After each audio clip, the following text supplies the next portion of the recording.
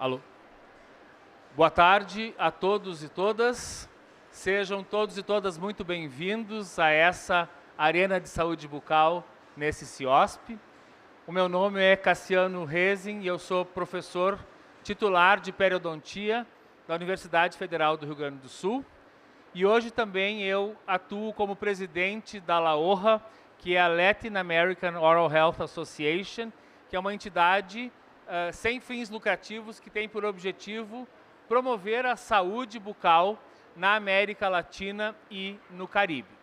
Essa entidade tem vários objetivos, tem feito pesquisas, tem promovido materiais educativos e eu convido vocês a nos acompanharem nas redes sociais. E o objetivo que nós temos na atividade de hoje é apresentarmos para vocês um consenso latino-americano de periodontia na sua edição de 2024, que fala sobre as doenças periodontais e o impacto na vida das pessoas. Já vou explicar como é que esse consenso foi realizado, mas antes de mais nada, eu queria lembrar que essa atividade é patrocinada pela Colgate-Palmolive e tem o apoio da LAOHA. E, portanto, eu gostaria de declarar que eu sou presidente da LAOHA e realizo também pesquisas independentes, mas suportadas pela Colgate. Em relação à temática da apresentação de hoje, eu declaro que não existe nenhum tipo de conflito de interesse.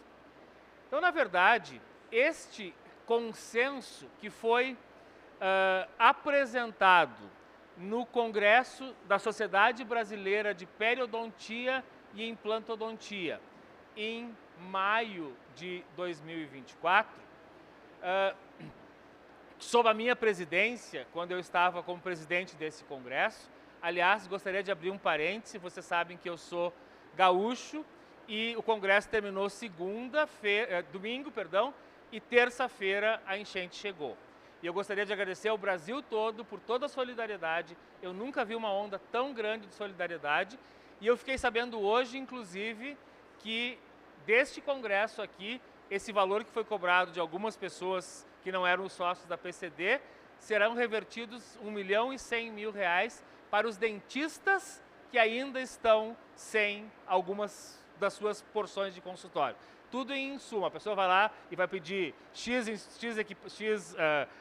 instrumentais, ou uma resina, ou seja o que ela estiver precisando, mas não vai ser dado em dinheiro. Então eu agradeço a solidariedade do Brasil em relação a essa questão. Mas o que foi este consenso? Na verdade, em 2019, nós tivemos uma reunião aqui em São Paulo, com todos esses professores aqui, representando a América Latina e o Caribe, de diferentes associações, e nós estabelecemos diretrizes consensuais para como abordarmos a questão doença periodontal no nosso continente. Que existem diretrizes mundiais, mas que não necessariamente se adaptam ao Brasil, à Argentina, à República Dominicana, ao Panamá, a Guatemala, Costa Rica. E nesse sentido, este consenso nos uniu como uma força motriz latino-americana para tentarmos modificar a atenção das doenças periodontais aqui no continente. E a partir desse consenso foram publicados 7 artigos, e este aqui é o relatório final de recomendações. Entretanto, este consenso aconteceu enquanto ainda não haviam sido publicadas os estudos da nova classificação das doenças periodontais.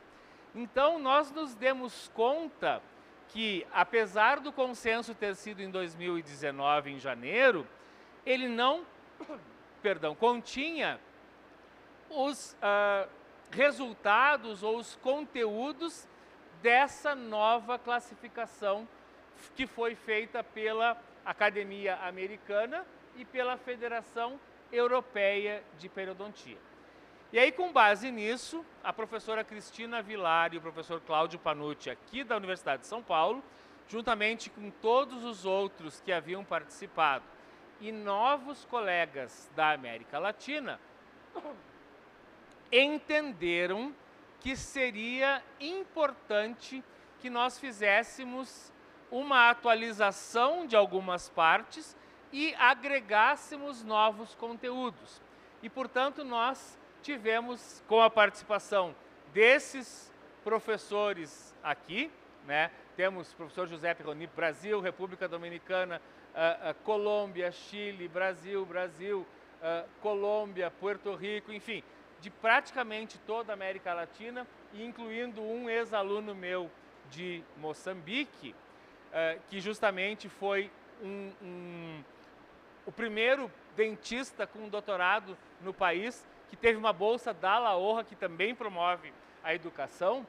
Nós fizemos 6 sessões, que são as sessões que vocês estão vendo aqui, e para cada uma dessas sessões nós discorremos aspectos que seriam extremamente importantes para que nós abordássemos como periodontia, tanto nos cursos de odontologia quanto nos nossos consultórios. E o primeiro desses capítulos versou sobre a prevalência das doenças periodontais. E quando se faz uma análise de toda a América Latina, primeiro vocês vão ver aqui, Brasil, Chile, Antígua, América do Sul, Argentina, Brasil, Chile, 4 ou 5 países só têm dados de prevalência. Né? Nós temos aqui colegas de outros países da América Latina, e nesses países muitas vezes não temos dados epidemiológicos, o que é extremamente importante. Mas nós temos, sim, uma prevalência onde há estudos razoavelmente elevada. Quando a gente olha para a população adulta, nós vamos ver que existe um percentual importante de pessoas que têm doença periodontal. E por que isso aumentou, gente? A culpa disso é de vocês, é minha. Por quê? Porque nós, odontologia, estamos conseguindo fazer com que as pessoas não percam mais os dentes por cárie. Só que como a gente consegue diminuir a prevalência de cárie e não extrair os dentes quando a pessoa é criança, adolescente, adulto jovem, a pessoa vai ficando com dentes que vão se acumulando com outras possibilidades de experiências de doença. E se a gente pensar, isso já acontece nos adolescentes. A gente tem aqui em população de 15 a 19 anos da América Latina, a gente vai encontrar 25% com periodontite leve ou moderada. Em Pelotas, do Rio Grande do Sul, que tem uma grande coorte, são basicamente 40% das pessoas com doença periodontal. Colômbia, a partir dos 18 anos, vamos encontrar 60%. Então, existe uma prevalência muito grande. Só que, infelizmente, não tem como a gente dizer qual é a prevalência no continente, porque ainda nos faltam estudos. Mas o que a gente entende? Primeiro, que faltam esses estudos representativos. Segundo, que a doença periodontal tem a sua prevalência aumentando com a idade, né? E também mostrando que, dependendo do que nós consideramos doença periodontal, vai aumentando mais e mais essa prevalência. E isso tudo começa na infância e na adolescente, quando nós temos uma alta taxa de prevalência de gengivite já nessa idade, né? E também nós precisamos lembrar que o impacto disso, a doença periodontal hoje é considerada uma doença crônica não transmissível do organismo, que compartilha fator de risco com doença cardíaca. Alguns de vocês puderam assistir a conferência do Fábio Vidal aqui há meia hora atrás, mostrando que quem fuma, quem bebe demais, quem não faz exercício físico, tem mais câncer? Sim. Tem mais doença cardíaca? Sim. Tem mais derrame cerebral? Sim. Tem mais doença periodontal também. Então nós temos espaço e por isso a gente tem como recomendação neste primeiro capítulo gerar alianças e um consenso internacional para que a gente possa diminuir gengivite e periodontite, tentando definir casos de forma mais homogênea, né? E tentando implementar mais estudos. Agora, nós precisamos veicular a informação de que gengiva sangrando não é normal. Nós não podemos querer conviver com o sangramento achando que ele é algo que é corriqueiro. Não, não é normal. Claro que um sangramento lá na distal de um dente, isso não é um problema. Mas as pessoas escovarem os seus dentes e cuspirem sangue não é normal. Terem sangue no travesseiro não é normal, né? Se a pessoa vai eu não sou barrista, mas vai no Rio Grande do Sul numa churrascaria e usa um palito e sair vermelho, não é porque a picanha estava mal passada, gente, é porque a gengiva está inflamada. E nós precisamos lutar contra essa questão, né? O segundo ponto é que esta doença periodontal, ela impacta a qualidade de vida. E aí nós vamos olhar para os estudos. Não são muitos também no nosso continente. Claro, o Brasil, tanto pelo número de faculdades, número de programas de pós-graduação, número de pesquisadores, é quem tem mais estudos. Mas vejam aqui, Brasil, Colômbia e Chile tem mais de um estudo, o Brasil tem 50. República Dominicana, Jamaica e Porto Rico tem um estudo que eu tive o privilégio de coordenar junto com algumas pessoas até que estão aqui. México, Argentina também apresentam alguns desses estudos. Mas o que é que se tem? A gente vai ver que isso tem impacto na qualidade de vida, tanto dos adultos quanto dos adolescentes. Como impacto na qualidade de vida? As pessoas têm menos vontade de sorrir quando elas têm doença periodontal, porque elas também têm mau hálito e isso também deixa elas mais restritas. Elas têm, no caso da doença avançada, dificuldade de mastigar, elas têm dificuldade de se alimentar.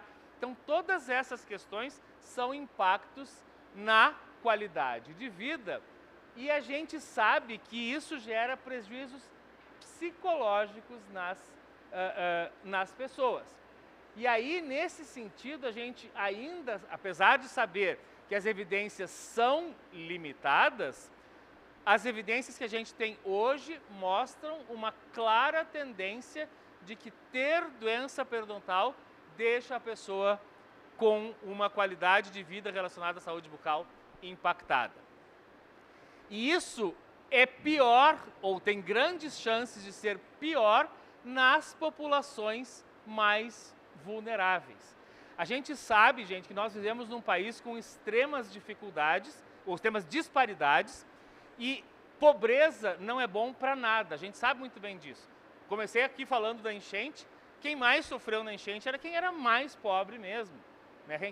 Os locais em que a gente mais... Então, assim, nós precisamos também nos darmos conta que no Brasil, que no Haiti, que está também nesta região, quando a gente tem população vulnerável, elas também têm mais doença. Então, nós também precisamos estimular as políticas públicas, né? E precisamos, então, tentar compreender um pouco melhor o que a gente tem desse impacto na qualidade de vida. Mas, como eu falei para vocês, a doença periodontal, e a gente sempre tem que tomar cuidado em falar mais do que só a doença, mas as doenças, porque a gente tem vários tipos de doenças periodontais, elas apresentam fatores de risco. O que são fatores de risco? Não são fatores que vão efetivamente causar a doença, mas em eles estando presentes, eles aumentam as chances de que o indivíduo tenha a doença. Então, assim, todo mundo sabe que o fumo é causa e é um fator de risco para câncer de pulmão. Sem dúvida nenhuma, acho que ninguém tem que discutir isso. Mas todo mundo também conhece alguém que disse: mas minha avó morreu com 104 anos e sempre fumou. Sim, isso também pode ser verdadeiro. Mas, em geral, se pegar todos os fumantes, tem muito mais gente que teve a doença do que dentre aqueles que não são fumantes. Então, o fato de a pessoa ter um fator de risco não significa que ela vai ter a doença. Mas lutar contra os fatores de risco é algo extremamente importante. E aqui a gente tem 2 fatores que a gente conhece que são muito importantes para a doença periodontal.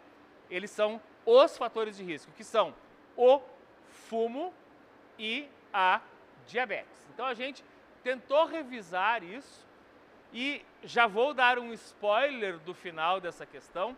Hoje em dia, e eu ensino periodontia, quando o meu aluno, minha aluna tem um paciente que fuma, é obrigatório estar escrito no prontuário deste paciente, no plano de tratamento, que vamos fazer uma tentativa de que ele cesse o fumo.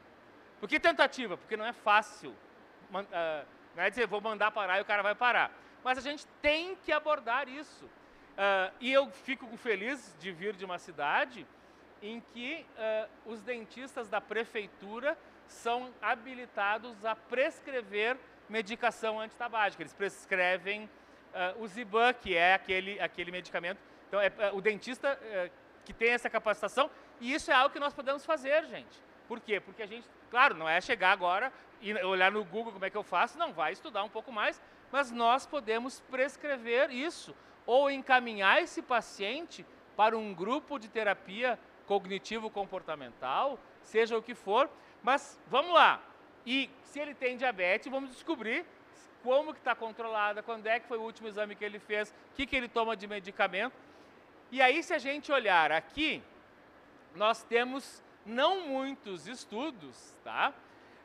Mas estudo de coorte, que é aquele estudo longitudinal, que é o mais importante, existem 2, um de Chu e colaboradores e o outro feito pelo meu grupo lá em Porto Alegre, que mostraram que quem fumou durante o período de análise teve mais progressão de doença periodontal do que quem não fumou, tá?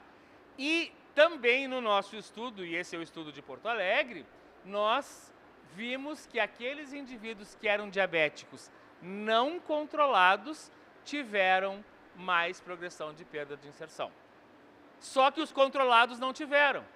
Portanto, eu como dentista tenho que entrar em contato com o endocrinologista para controlá-lo, para controlar esse paciente de qualquer maneira.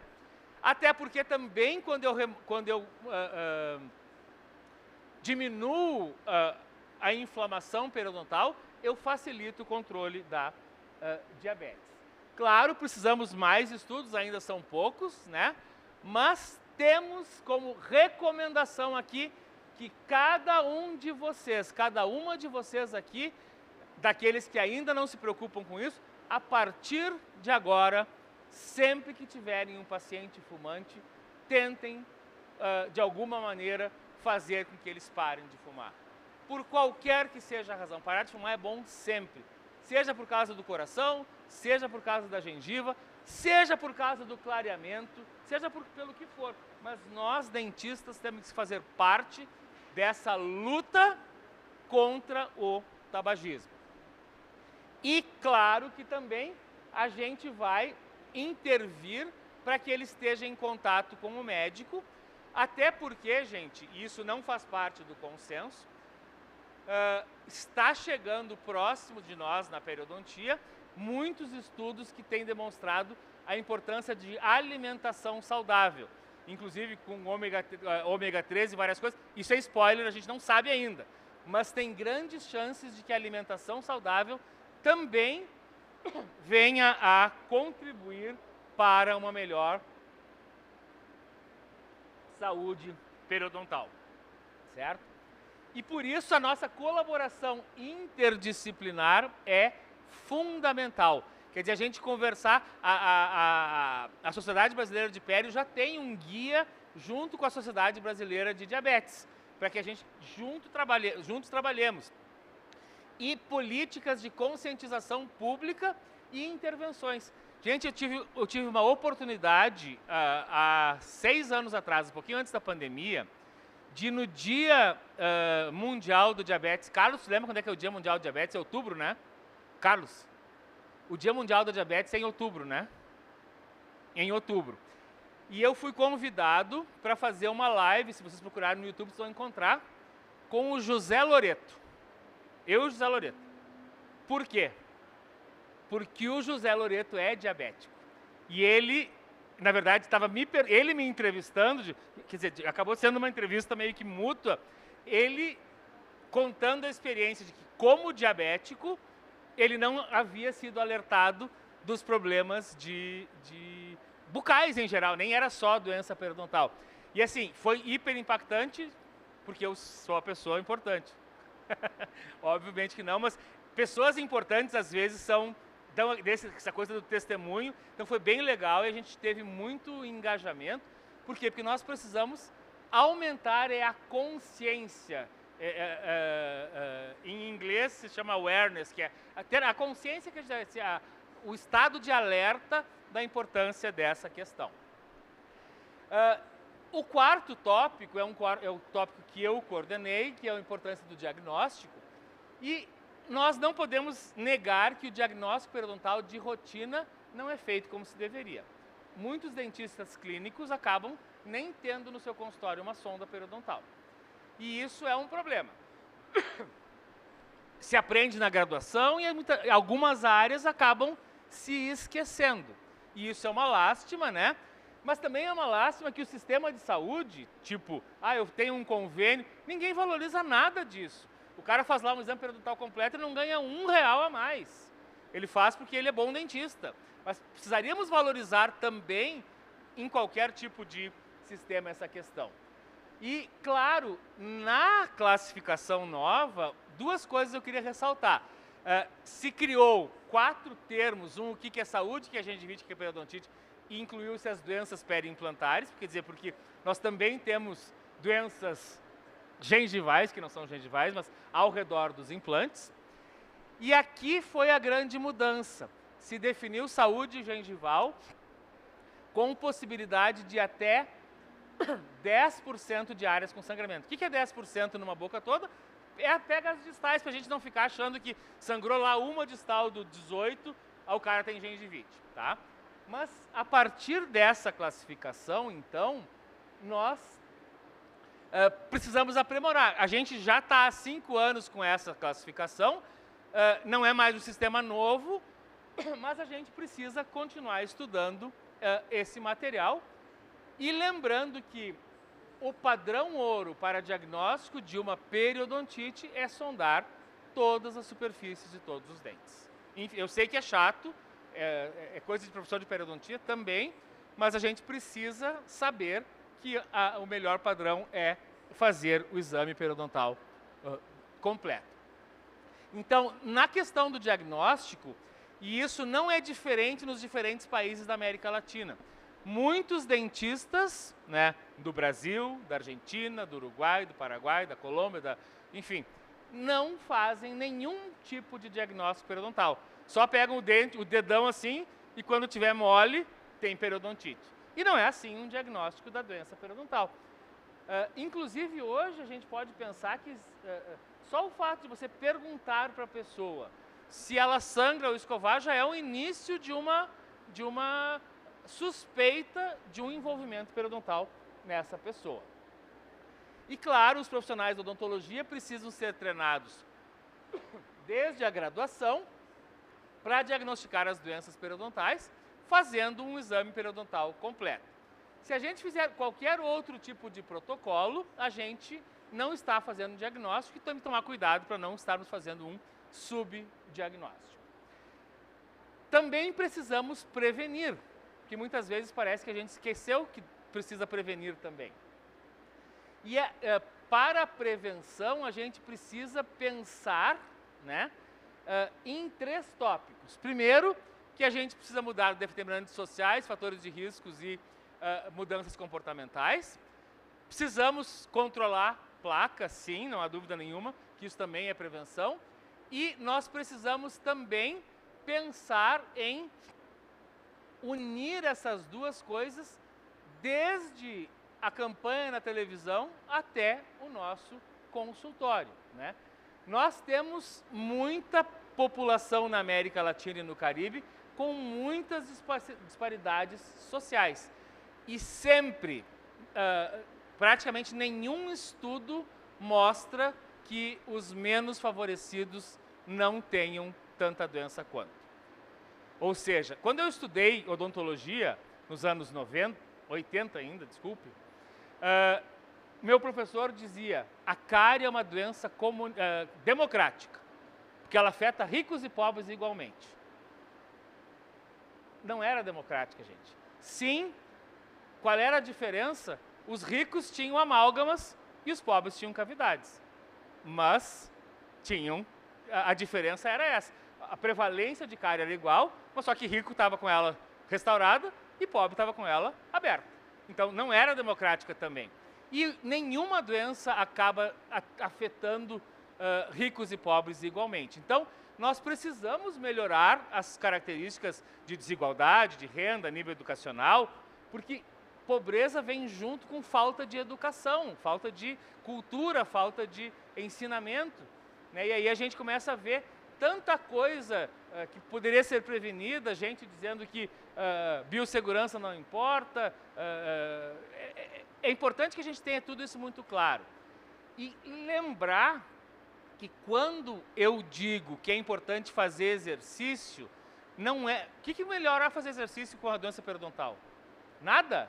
Melhora sim. Por quê? Fazer exercício físico diminui o estado inflamatório do organismo. Parece que é uma coisa... Não, diminui a forma como o organismo responde aos efeitos. Claro que escovar e passar fio dental diretamente afeta. Parar de fumar diretamente afeta. Mas fazer exercício, emagrecer também diminui o estado inflamatório. Então, é no sentido que a gente tem estratégias que sejam bastante comuns para um estilo de vida saudável, né? E temos que mudar as políticas públicas e privadas, gente. Tem muita gente que vai a consultório chique e está cheio de periodontite. Então, não é porque o consultório é caro que não tem periodontite, né? A gente sabe isso muito, muito, muito bem, né? Então, no nível comunitário, a gente tem que pensar em estratégias de educação para as diferentes fases da vida. Agora, nós temos a importância do idoso que tem dentes, né? Eu me lembro de ter sido, há 15 anos atrás, trabalhava num hospital e a enfermeira me chamou para eu tirar uma prótese de um paciente com 80 anos. E aí eu cheguei na UTI e ele não tinha prótese. Ele tinha dentes. E a enfermeira, e aí eu disse para a enfermeira, não precisa tirar porque ele não tem uma prótese, ele tem dentes. Aí ela olhou para mim, eu era ainda mais jovem, né? Tinha, sei lá, 30 e poucos anos, e ela me diz assim, o senhor não está entendendo nada, eu trabalho nesse hospital há 43 anos e nunca um indivíduo de 80 anos não tinha uma dentadura. Eu estou lhe apresentando o primeiro, e agora cada vez vai ser mais frequente. Então, temos que pensar também no idoso, e no idoso, junto com a doença periodontal, vem a cárie de raiz, que é extremamente importante, que piora por falta de flúor, que piora por presença de recessão gengival e doença periodontal, piora pelo medicamento que ele toma e pela bolacha que ele come. Porque aquela bolacha que ele come também, que não afeta o esmalte, afeta a dentina e o cemento. Então, precisamos ter toda essa ideia e fazermos estratégias para vários níveis. E eu tive a oportunidade de liderar esse estudo na Brasil, Argentina e Chile, e a gente vai ver que só 17% dos adultos usavam alguma coisa no meio dos dentes. É óbvio que vai ter doença periodontal. E a gente tem que ensinar que isso é também importante. E depois, para a gente chegar no último capítulo e ver as recomendações finais, com relação ao tratamento, a gente tem uma fase inicial de controle de placa, depois trabalharmos com as raspagens, eventualmente fazermos uma ou outra cirurgia, ou, em casos muito específicos, trabalharmos com antibiótico, e depois fazermos manutenção, ou terapia periodontal de suporte, né? Então, a gente tem que ter uma fase crucial de controle do biofilme, mas também de parar de fumar, mas também de ir no médico e ver a diabetes, mas também de revisar um pouco da questão da dieta, de todas as coisas que conspiram contra aquela saúde. Então, a gente faz coisas em casa, a gente faz coisas no consultório, e principalmente diabetes e tabagismo têm que ser controlados. Claro, vamos remover cálculo, fazer remoção meticulosa de placa, depois fazemos as raspagens e reduzirmos a inflamação subgengivalmente, e depois podemos fazer reinstrumentação ou, eventualmente, um ou outro procedimento cirúrgico, em poucos casos que ainda sobram.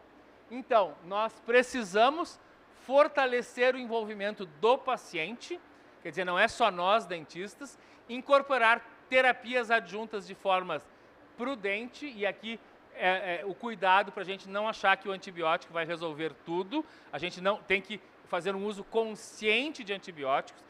Antibiótico em periodontia é indicado para pouquíssimas situações, e nós precisamos preservar o meio ambiente, como o meio ambiente microbiológico, para que os nossos filhos e filhas possam ter antibióticos no futuro que sejam eficazes, porque a gente não pode ter tanta resistência bacteriana. E, claro, personalizar os cuidados de manutenção. Quer dizer, cada paciente, uns precisam vir a cada 3, uns a cada 4, uns a cada 10, uns a cada ano.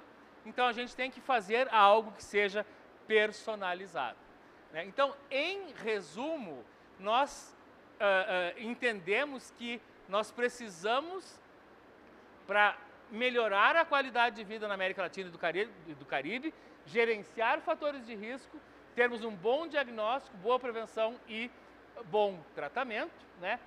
E tentando motivar, estimular aquelas pessoas responsáveis pelas políticas, para que a gente tenha uma implementação adequada. A gente tem aqui a PCD, o CFO, o CRO, que tem tanto dinheiro, todo mundo está tendo que pagar agora pelo aplicativo, lá 10% menos, mas eu quero um pouco desses 10% para a gente poder fazer política e mostrar a importância do dentista também. O CFO é muito importante para nos ajudar nessa questão também. Então, isso está publicado faz basicamente 10 ou 15 dias, e é por isso que nós queremos melhorar a saúde bucal na América Latina. É isso que a LAOHA tem procurado fazer, é isso que a gente tem difundido, e nós entendemos que em tempos em que a gente tem tanta diversidade de coisas, e eu não sou contrário a nenhuma delas, né? Mas eu quero lembrar para vocês, o cara que faz ROF, o paciente, também tem que ter gengiva saudável. Não é não fazer ROF, é fazer ROF também só em quem tem gengiva saudável. É fazer implante só em quem tem gengiva saudável. É colocar prótese junto com a gengiva saudável. É voltar às raízes, voltar à importância, porque nós somos profissionais da saúde que preservamos a função e também lutamos pela estética. Tudo isso dá qualidade de vida. Mas assim, eu quero que a gente esteja cada vez mais no caminho do hospital do que no caminho do salão de beleza. Essa é a missão da odontologia. Nada contra a beleza, mas que a gente faça a beleza passando pelo hospital. No sentido de que não esqueçamos que a beleza só existe em quem tem saúde. E isso é muito importante, porque eu tinha um colega que já faleceu, ele tinha coleção das mulheres bonitas da época com gengivas estragadas. Eu não vou dar nomes aqui, porque muitas, com a juventude de vocês nem vão conhecer algumas delas. Mas ele tinha uma coleção de sorrisos com gengiva ruim, de mulheres lindas. Todas as modelos bonitas de hoje têm gengiva saudável, gente. Todas. Todas, todas, todas. Vocês vão olhar, a gengiva delas é sempre perfeita. Por quê? Porque elas também preservam isso. E é essa beleza que melhora a qualidade de vida, é a beleza com saúde. Então, nós estamos aqui para propagar, para voltarmos às nossas raízes e dizer assim, ó, nós somos a profissão de saúde, nós vamos promover essa saúde, promover estética, promover função, promover felicidade, sim, mas tudo isso sempre com saúde. E eu tenho certeza, se vocês tiverem esse tipo de prática, vocês vão ser mais recompensados, vocês vão ser mais reconhecidos e eu não tenho dúvida, vocês vão dormir muito mais tranquilos e vão ser pessoas muito mais felizes, que é o que eu desejo para cada um e cada uma de vocês. Muito obrigado. Pessoal, ainda não saiam, por favor, que a gente vai entregar os kits aqui na esquerda, tá? Pela fileira da frente, começando, por favor. Já pode levantar a primeira fileira, por favor? Para o lado esquerdo de vocês aqui.